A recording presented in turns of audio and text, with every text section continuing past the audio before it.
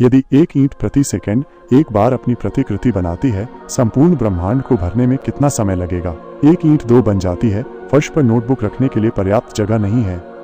20 second बाद इस समय इमारत का क्षेत्र पहले से ही 3 मंजिल ऊंचा है। सामने खड़े होकर आप दबाव महसूस कर सकते हैं। 70 सेकंड बाद इस समय ये क्षेत्र ग्रेट ब्रिटेन के पूरे द्वीप को कवर करने के लिए पर्याप्त है। अगर यह धरती पर गिर जाए, भू अवसादन से उत्पन्न आघात तरंगे ही वैश्विक महाभूकंप उत्पन्न करने के लिए पर्याप्त हैं। 100 सेकंड बाद यह विशाल वस्तु सूर्य की त्रिज्या से भी आगे निकल गई है। इसका द्रव्यमान सूर्य के द्रव्यमान का 1.68 गुना है। यदि आप इसे पर्याप्त समय देते हैं, एक मिश्रित तारे में तब्दील हो जाएगा। 126 सेकंड बाद त्रिज्या को 2 AU तक विस्तारित किया गया।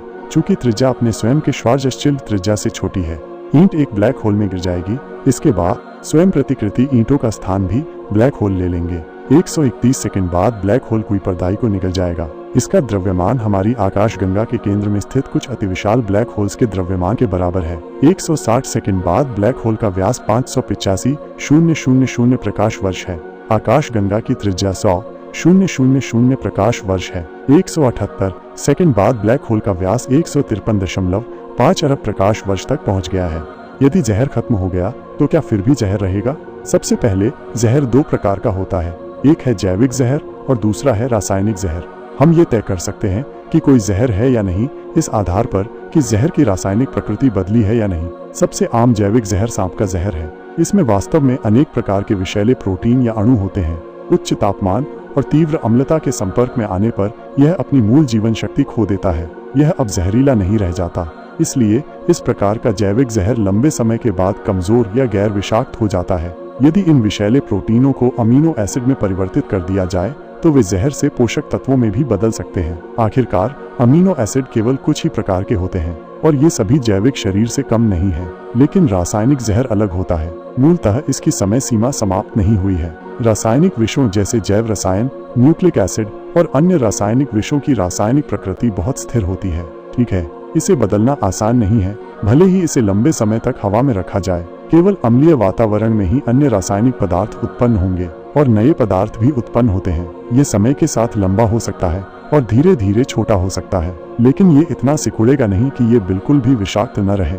इससे अन्य अधिक जटिल घटक भी उत्पन्न हो सकते हैं, यानी जहर से जहर की ओर। अतः कुछ समय के बाद रासायनिक जहर अधिक शक्तिशाली हो सकता है। तो क्या आप जानते हैं दुनिया का सबसे ताकतवर जहर कौन सा है? आपकी कोशिकाएं आपके लिए लड़ रही हैं। आप शायद ये नहीं जानते होंगे कि इस समय आपके शरीर में एक क्रूर रक्षा युद्ध चल रहा है। आक्रमणकारी आपके शरीर पर कब्जा करना चाहते हैं, लेकिन इसके लिए 4 सुरक्षा व्यवस्थाओं को तोड़ना जरूरी है। सबसे पहले दीर्घकालिक सेना स्वयं अलग हो जाएगी और आक्रमणकारियों के समान ही विष उत्पन्न करेगी। यदि आक्रमणकारी पहली रक्षा पंक्ति को तोड़ देते हैं तो आक्रमणकारी श्वेत कोशिकाओं के साथ एक भयंकर पीछा युद्ध शुरू कर देंगे। यदि वायरस की संख्या अधिक हो तो श्वेत कोशिकाएं इस प्रकार लड़ेंगी मानो वे मृत हों। यदि श्वेत कोशिकाएं रक्षा पंक्ति बनाती हैं तो वायरस कोशिकाओं पर हमला करेगा और अपना वंश स्थापित करेगा। इस समय मानव शरीर में शक्तिशाली युद्ध हथियार टी कोशिकाएं जागृत हो जाएंगी। टी कोशिकाएं लड़ाई में शामिल होंगी और वायरस को आगे फैलने से रोकने के लिए संक्रमित कोशिकाओं पर बमबारी शुरू कर देंगी। लेकिन उनमें से कुछ बहुत शक्तिशाली नहीं हैं और वे प्रजनन में बहुत प्रभावी हैं। भले ही वे टी कोशिकाएं हों, वे उन्हें पूरी तरह से नष्ट नहीं कर सकते हैं। इस समय मानव शरीर में सैन्य कोशिकाएं लड़ने लगती हैं और छिपी हुई शक्तियों को साझा करने लगती हैं। वे अपनी जीवन शक्ति खो देंगे और विभाजित हो जाएंगे।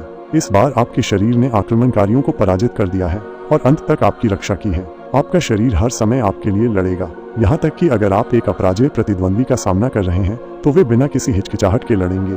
वे बहुत मेहनत कर रहे हैं